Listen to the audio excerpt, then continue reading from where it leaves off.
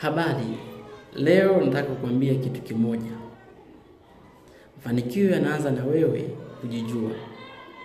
Myles Munroe alisema kila mtu ana kusudi lake. Ni kweli kabisa. Ukijua unataka kuwa nani maishani, unakuwa karibu na mafanikio. Mfano, ukijua unapenda IT au information technology au science, ukisoma kwa bidii utafanikiwa. Pia Aristotle alisema mafanikio si pesa tu. Kuwa na pesa tu haitoshi.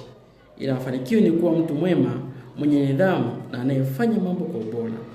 Mfano, ukisoma kila siku kwa mwanafunzi, kama unasoma kila siku, unaheshimu watu na unafanya kazi zako vizuri kama mwanafunzi au kama mtu ambaye ni mjasiriamali, uko kwenye mafanikio.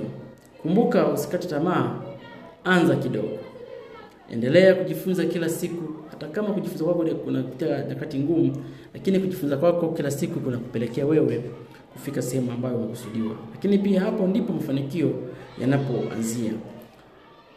Lakini kuna maswali matatu ambayo ningependa kukuuliza. Sikiliza vizuri.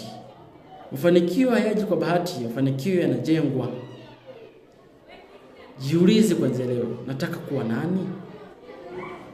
Nataka kusaidia nani? Na nataka kubadilisha nini? Usisubiri siku moja kubwa, anza leo, anza kidogo. Anza leo, anza kidogo. Endelea kupambana. Kumbuka, mafanikio ni safari, sio tukio.